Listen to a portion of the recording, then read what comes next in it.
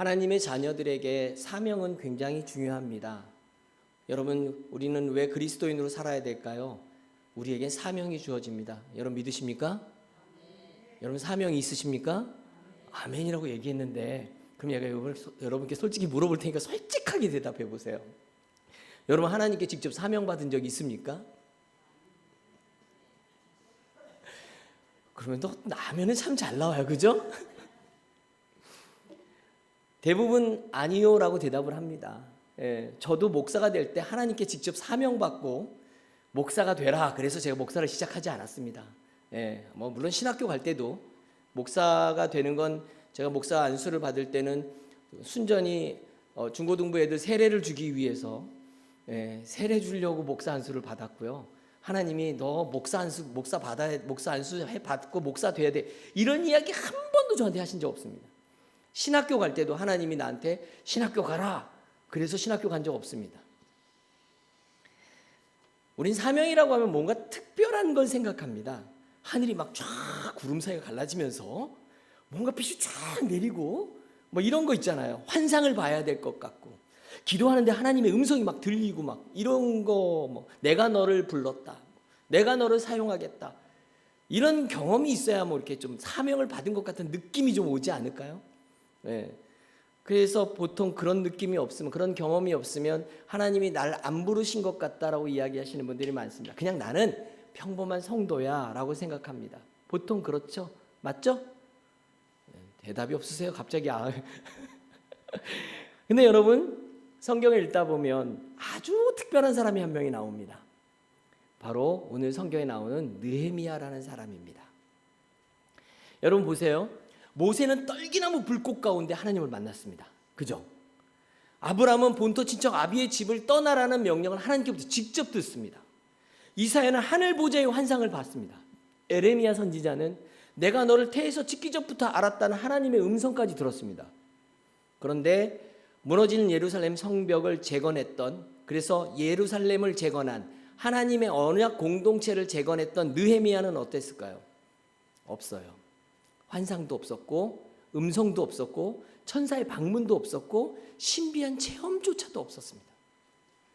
그런데 이상한 게 성경은 느헤미야를 위대한 사명자로 기록하고 있다는 겁니다. 여러분, 다른 것 다 잊어버려도 하나만 오늘 말씀을 듣고 기억하시면 됩니다. 오늘 말씀의 핵심입니다. 하나님은 느헤미야에게 하나님의 음성 대신 눈물을 주셨습니다.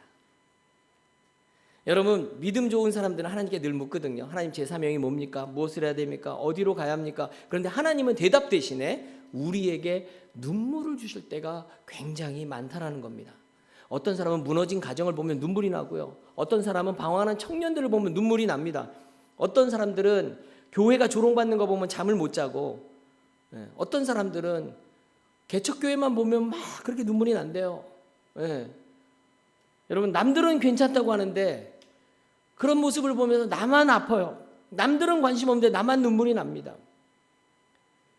제가 외국으로 단기 선교를 갔는데 가다 보니까 노숙자 한 분이 앉아 계시더라고요. 숙자 씨가.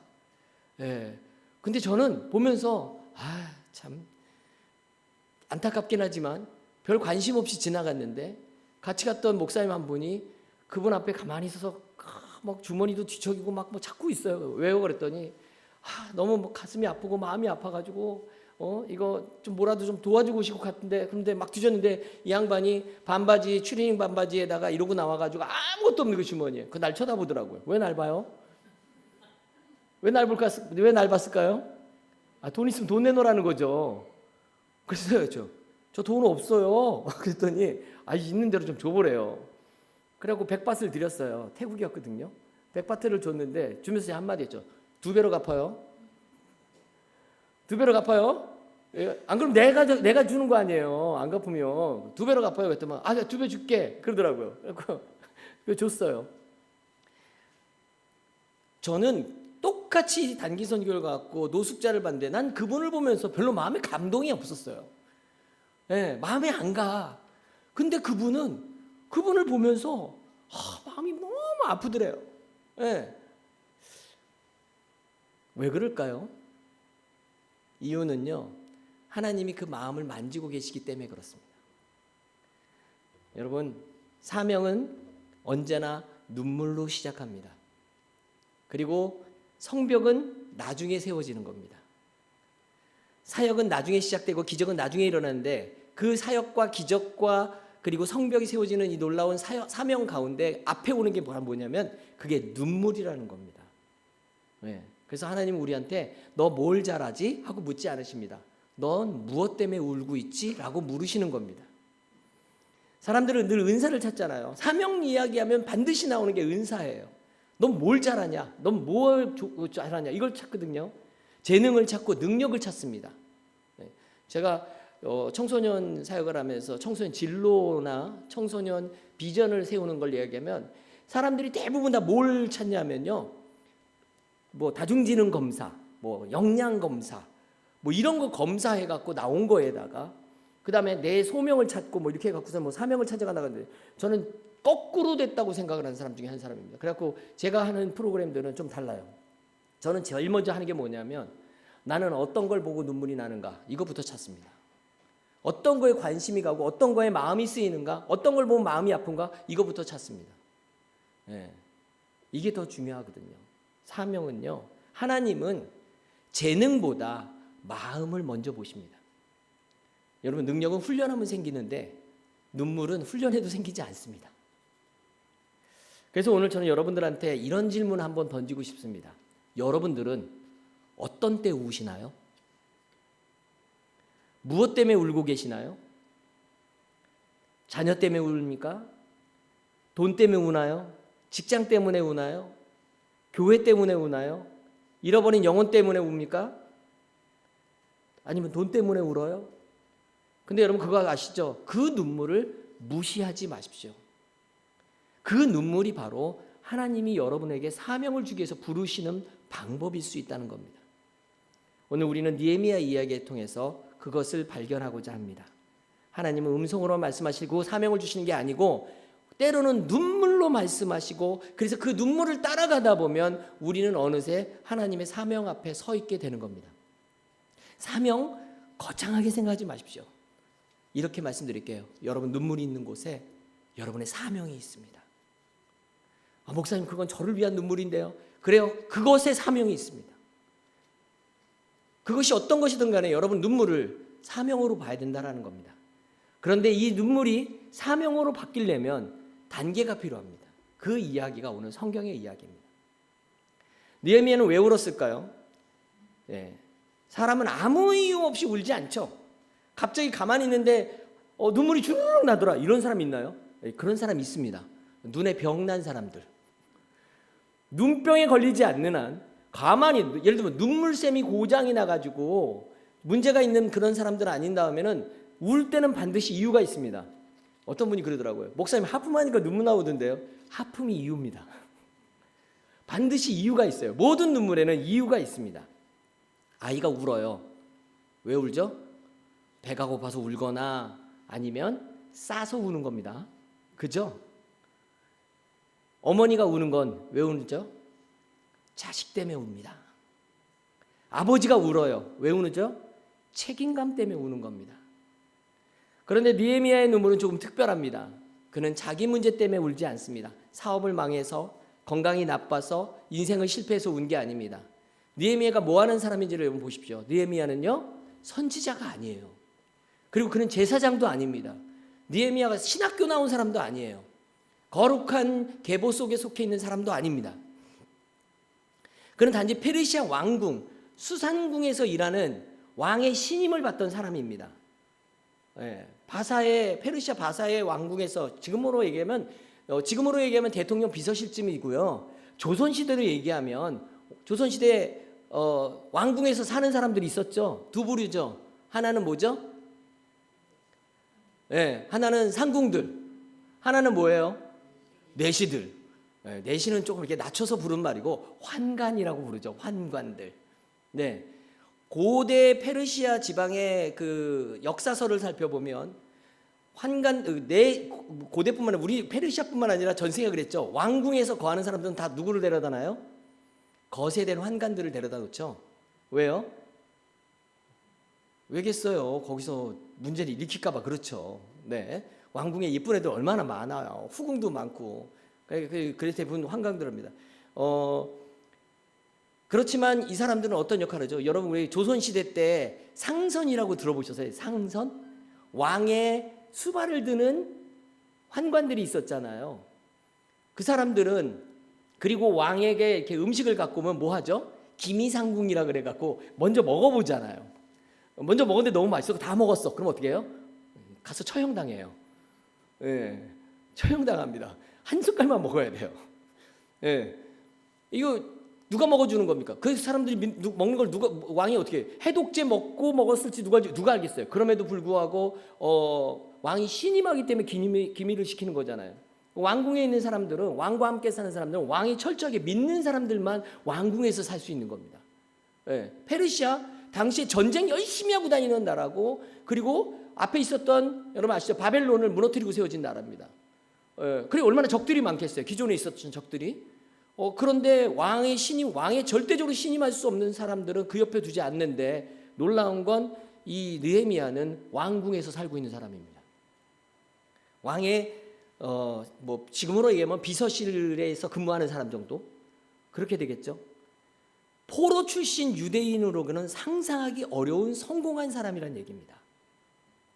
안정된 직장, 먹고 사는데 걱정 없고요. 그런데 어느 날 형제 하나니가 찾아와서 말합니다. 예루살렘 성벽이 무너졌습니다. 성문은 불탔습니다. 백성들은 수치를 당하고 있습니다. 이렇게 얘기합니다. 예루살렘 성전이 무너진 그 사건은 뭐 알고 계신 것처럼 예전에 무너진 게 아니라 최근에 다시 무너져서 재건하다가 다시 이걸 갖다가 세우다가 또 방해로 또 무너진 것 같다라고도 얘기하기도 합니다. 이거 차이가 좀 있습니다만 해석의 차이가 있지만 중요한 건 예루살렘 성벽이 무너졌다는 겁니다. 성문이 불탔다는 겁니다. 그리고 백성들은 수치를 당하고 있다는 겁니다.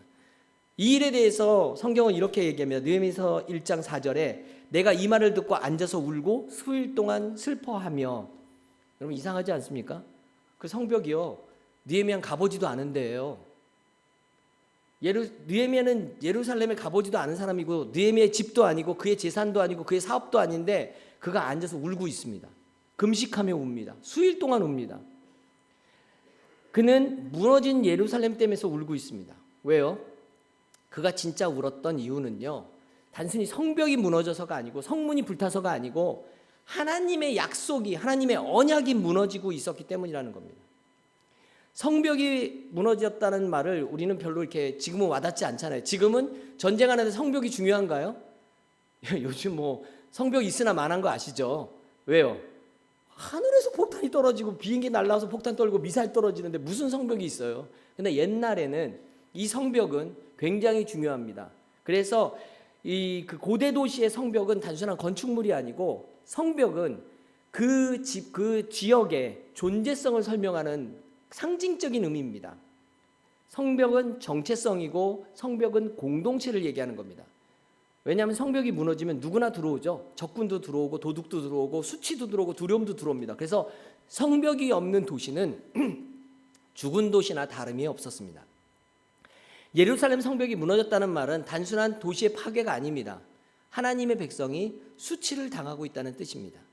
언약의 백성이 조롱당하고 있다는 뜻이고 하나님의 이름이 멸시받고 있다는 얘기입니다. 그래서 느헤미야가 우는 겁니다. 성벽 때문이 아니고 하나님의 영광이 가려지니까 우는 거고요. 건물 때문이 아니고 하나님의 백성들이 수치를 당하는 것 때문에 우는 겁니다. 그런데 느헤미야는 울기만 하지 않습니다. 그는 기도하기 시작합니다. 그의 기도가 느헤미야서 1장 5절인데 하늘의 하나님 여호와 크고 두려우신 하나님이여 주를 사랑하고 주의 계명을 지키는 자에게 언약을 지키시고 긍휼을 베푸시는 주여 이렇게 기도를 시작합니다. 여기서 이 기도의 시작에서 제일 중요한 단어가 뭘 것 같아요, 여러분? 언약을 지키시며. 느헤미야는 상황을 보고 절망하지 않는 겁니다. 언약을 바라보는 겁니다. 그걸 붙들고 하나님을 부릅니다. 성벽은 무너졌지만 언약은 무너지지 않았다고 믿고 있는 겁니다. 백성들은 실패했지만 언약은 실패하지 않았다고 믿는 겁니다. 예루살렘 성벽을 재건해 보겠다고 하다가 또 실패했다 하더라도 하나님의 언약은 여전히 유효하고 하나님은 여전히 언약을 가지고 지키고 계신다고 믿고 있는 겁니다. 이스라엘은 넘어졌지만 하나님은 여전히 신실하다고 믿는 겁니다. 이게 신앙의 핵심입니다. 여러분 보세요. 느헤미야는요, 폐허를 보는 게 아니고 약속을 바라보는 겁니다. 현실을 보는 게 아니고 하나님을 바라보는 겁니다. 그리고 그 속에서 웁니다. 그리고 그 속에서 기도합니다. 오늘 성경에 보면 놀라운 장면이 나오는데 느헤미야가 이렇게 기도합니다. 우리 이스라엘 6절에 보면 우리 이스라엘이 주께 범죄한 죄들을 자복하오니 나와 내 아버지 집이 범죄하여. 여러분 범죄했대요. 무슨 범죄를 했어요? 포로로 끌려와서 잘 살고 있는 사람이 무슨 죄를 졌을까요?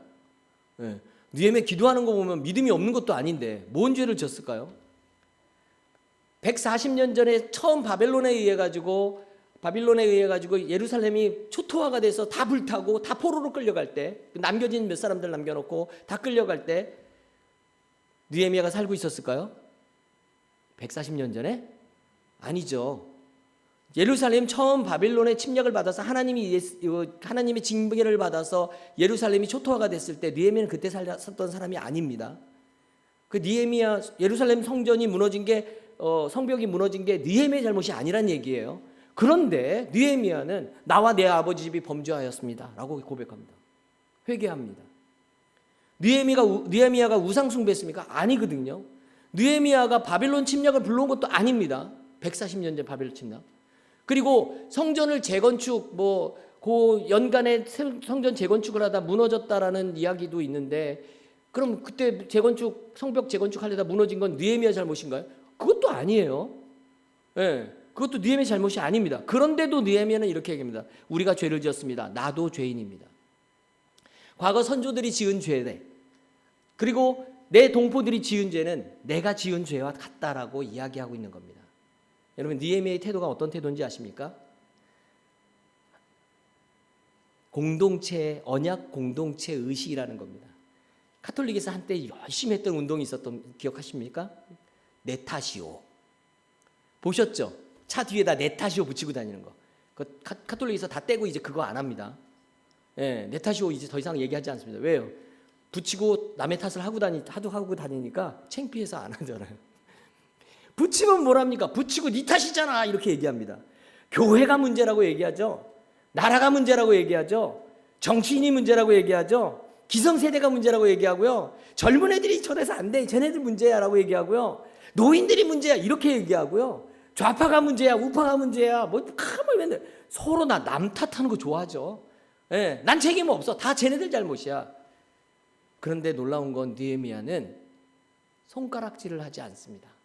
남 탓하지 않습니다. 어떻게 얘기하죠? 하나님 내 탓입니다 라고 얘기합니다. 내가 죄인입니다 라고 얘기합니다. 이게 믿음의 사람의 모습입니다. 먼저 회개하고 먼저 무릎 꿇고, 그래서 진정한 회복은 비난에서 시작되어지는 게 아니라 회개에서 시작되는 겁니다. 하나님이 느헤미야를 사용하신 이유가 뭔지 이제 보이기 시작합니다.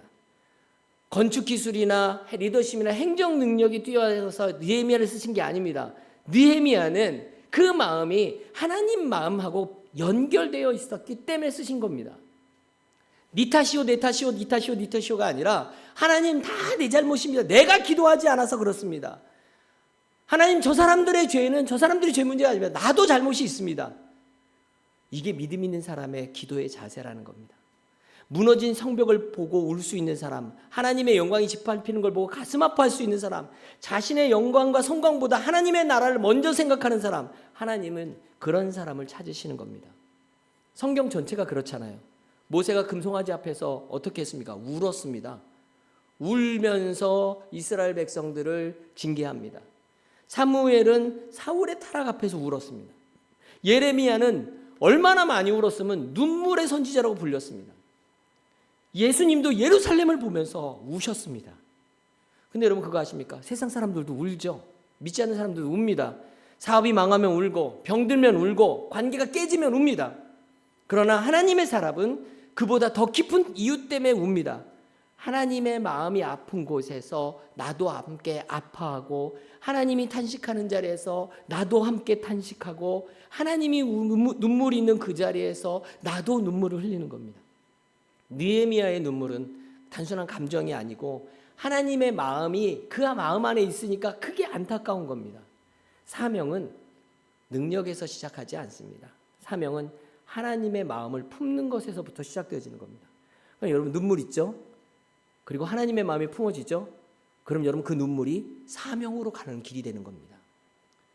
문제는 눈물만 있다고 해서 사명이 되지는 않습니다. 여러분 느헤미야가 왜 울었는지 우리가 이제 그 세 가지로 좀 찾아보는데, 하나님이 아까 말씀드린 것처럼 느헤미야 내가 너를 예루살렘 재건의 지도자로 세울게 이런 말씀 안 하셨는데, 그런데도 하나님은 느헤미야를 눈물로 움직이십니다. 마음을 흔드십니다. 그래서 하나님은 사명의 이전에 눈물을 먼저 주시는 겁니다. 여러분 느헤미야가 눈물을 흘리고 그 다음에 한 행동이 뭐였는지 아시죠? 방금 읽었죠? 느헤미야가 그래 성전을 다시 성벽을 다시 재건해야 되겠다 계획을 세우나요? 어떻게 성벽을 다시 지어야 될까 전략을 세우나요? 아니요. 눈물을 흘리고 기도하기 시작합니다. 느헤미야가 다른 많은 사람들하고 나타나는 차이점 중에 하나가, 느헤미야도 울고 다른 사람들도 울었겠죠. 속상하니까 울었겠죠. 그죠? 나라와 민족의 어려움 앞에서 울었는 사람들이 얼마나 많았겠습니까? 그런데 느헤미야는 우는 것에서 끝나지 않고 그는 기도로 바꿉니다. 여러분 뉴스 보고 우는 분들도 많다면서요. 요즘요. 울분에 차갖고 화를 내시는 분들도 많습니다. 나라를 걱정하고 교회를 비판하고 다음 세대 염려하고 내 가족 때문에 화가 나고. 근데 문제는 대부분 거기까지입니다. 눈물은 있는데 기도가 없어요. 탄식하는 건 있는데 무릎 꿇고 기도하는 게 없다는 겁니다. 사람은 문제를 만나면 세 가지로 반응을 한다 그러더라고요. 특히 기독교인이 세 가지 중에 하나 선택합니다. 문제가 터졌어요. 그럼 어떻게 하죠? 불평합니다. 문제 앞에서. 아니면 포기합니다. 아니면 기도합니다. 여러분 어떤 걸 선택하시겠어요? 보통 우리는 두 가지를 선택합니다. 뭘 선택하죠? 불평하고 포기합니다. 요즘 말 많은 선거 문제 얘기하면 막 불평하고 화냅니다. 막 그러고요. 에이 몰라! 끝이야. 예. 아니 포기하면 끝나나요? 느헤미야는 어떻게 하죠? 불평도 하지 않고 포기도 하지 않습니다. 느헤미야가 선택한 건 기도였습니다. 하나님 이 성벽을 보십시오. 하나님 이 백성을 보십시오. 무엇보다 느헤미야는 하나님 우리 죄를 용서해 주십시오. 그의 기도를 읽어보면 한 가지가 분명해집니다. 여러분 느헤미야가 우리 기도하는 기도 내용을 갖다 5절부터 쭉 읽어보면 성벽 이야기를 시작해서 한 기도인데, 그 기도의 내용을 쭉 보면 뭔 얘기가 나오는지 아세요? 하나님 이야기만 나옵니다. 하나님 이렇게 하신다고 하셨지 않습니까? 하나님 이렇게 하신다고 언약 약속 주시지 않았습니까? 하나님 이렇게 하면 이렇게 하신다고 약속 주지 않으셨습니까? 하나님 이야기만 합니까? 하나님이 이야기만 합니다. 여러분 성벽 재건의 답은 하나님이기 때문에 그런 겁니다. 눈물이 기도가 될 때 사명이 시작됩니다. 불평은 세상을 바꾸지 못하고요. 분노는 세상을 바꾸지 못합니다. 그런데 기도하는 사람은 하나님의 일을 하게 됩니다. 이게 눈물 이후에 이루어진 두 번째 단계가 바로 기도입니다. 여러분 다 눈물은 있어요. 어떨 때 눈물 남는지 다 아시잖아요. 그럼 그 눈물 안에 기도가 들어가야 되는 겁니다. 세 번째로 우리의 사명은 무너진 것을 다시 세우는 겁니다. 느헤미야가요 예루살렘으로 갑니다. 왕궁을 떠나죠. 느헤미야가 2장 1절에 보면 느헤미야가 술 따르는 관원이 돼가지고 왕에게 술을 탁 따라주는데, 왕 앞에 포도주가 있으니까 포도주를 따라주는데 왕이 이렇게 보니까 얘가 얼굴이 심각해. 뭔가 걱정이 근심이 가득해. 왜요? 울면서 기도하고 있는데 그 얼굴이 편하겠어요? 그 생각만 하고 있는데 왕이 물어봅니다. 야, 너 왜 그래? 너 왜 그러냐? 뭔 일 있냐? 왕이 물어봅니다. 그래서 느헤미야가 대답하죠. 제 고향 예루살렘에 성벽이 무너졌는데 성벽이 무너져갖고 거기 남은 사람들이 고통받고 있고 막 얘기를 합니다. 그래서 왕이 그를 총독으로 임명해서 예루살렘으로 보내는 겁니다. 가서 쉽게 말하면 이런 거죠. 야, 거기서 인상 쓰고 있지 말고 빨리 가서 고치고 와. 이런 겁니다.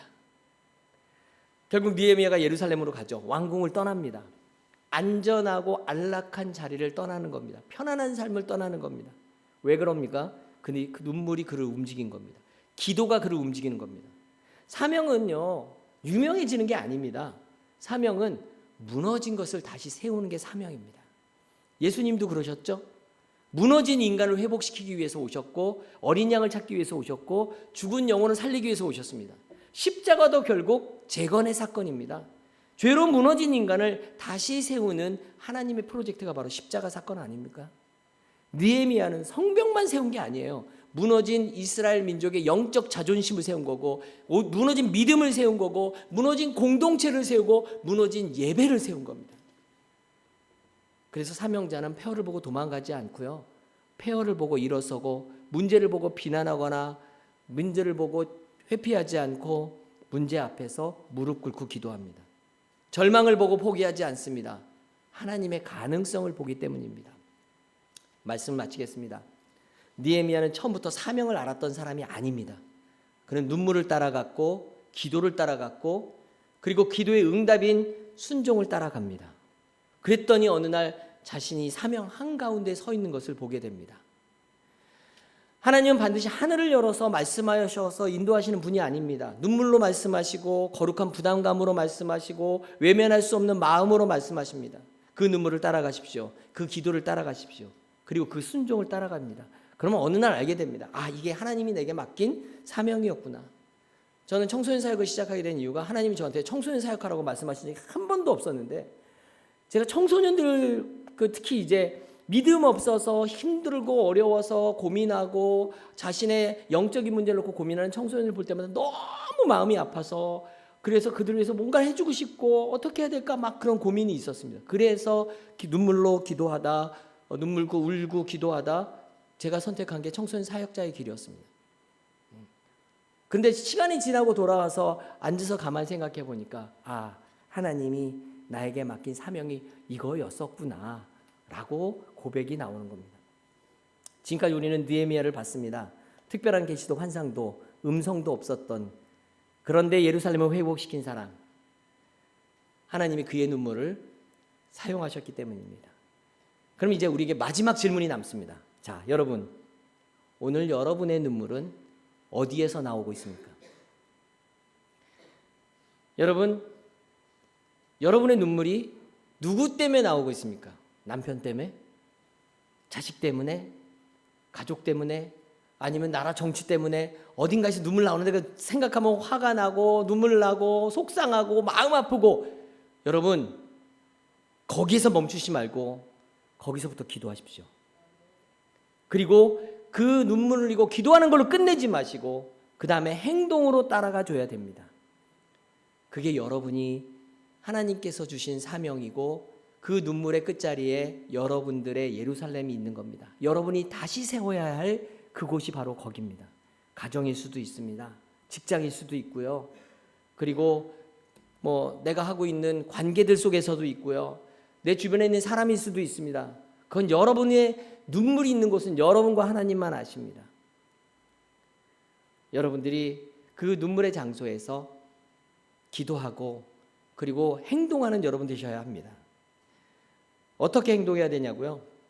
세 가지, 제가 이번 주에 세 가지만 실천해 보십시오. 첫 번째로, 내 마음을 가장 아프게 하는 게 뭔지 한 10개만 한번 적어보세요. 요즘 내 마음을 아프게 하는 게 뭔지 10가지만 적어보세요. 그게 여러분의 사명과 연결될 가능성이 가장 큽니다. 그리고 그 10개 적어놓고 그 중에서 1순위, 2순위 순위를 매기신 다음에 다 기도하기는 힘드니까 1번부터 한 5번까지만 놓고 하루에 10분씩만 기도하십시오.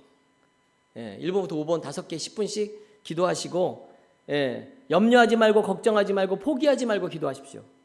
그리고 기도하는 가운데 내가 할 수 있는, 실천할 수 있는 게 뭐 있을까 찾아가지고 작은 행동 하나만 시작해 보십시오.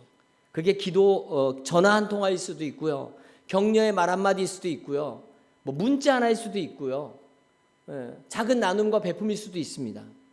중요한 건 작은 순종이 큰 역사를 만들고 여러분들을 사명자로 만드는 겁니다. 여러분들, 어떤 분들은 이렇게 얘기합니다. 내가 나이가 많은데 무슨 사명을 받아서 이 나이에 또 뭘 해? 아니요. 하나님은 숨 넘어가기 직전까지 쓰시는 분입니다. 숨 넘어가실 때도 쓰시는 분이 우리 하나님이십니다. 임종을 통해서 다른 사람들 구원한 역사들이 얼마나 많은지 아십니까? 성벽을 보고 운 사람이 아닌 느헤미야, 하나님의 마음을 품고 울었던 느헤미야, 여러분 그 눈물이 역사의 출발점입니다. 오늘 설교를 들으면서 혹시 마음속에 계속 떠오르는 사람이 있거나 떠오르는 영혼이 있거나 계속 마음이 아팠던 문제가 있습니까? 그럼 여러분 기억하십시오. 그거 무시하지 마세요. 그것이 하나님이 맡기는 사명일 수 있습니다. 여러분의 눈물은 헛되지 않습니다. 하나님은 눈물을 사명으로 바꾸시는 분이기 때문에 그렇습니다. 하나님은 기도를 역사로 바꾸시는 분입니다. 하나님은 여러분의 작은 순종을 기적으로 바꾸시는 분입니다. 그래서 우리는 오늘 결단해야 됩니다. 하나님, 제 눈물을 사용해 주십시오. 하나님, 제 기도를 사용해 주십시오. 하나님, 제 인생을 사용해 주십시오. 이런 기도와 결단 있는 저와 여러분 되시기를 주님의 이름으로 축원합니다. 기도합시다. 사랑의 하나님, 느헤미야처럼 하나님의 마음을 품게 하여 주옵소서. 무너진 것을 보고 외면하지 않게 하시고 아파하게 하시며 기도하게 하여 주옵소서. 내 눈물이 하나님 나라를 위한 눈물이 되게 하시고 내 기도가 회복의 시작이 되는 그런 기도 되게 하여 주옵소서. 눈물이 있는 가정을 살리시고 내 눈물이 있는 교회를 살리시고 내 눈물이 있는 다음 세대를 살리시고 내 눈물이 있는 직장과 내 눈물이 있는 내 나라를 하나님 살려주시고 잃어버린 영혼을 살리는 사명자로 사용하여 주옵소서. 우리의 작은 순종을 통해서 하나님의 크신 역사가 기적으로 나타나는 걸 보게 하여 주옵소서.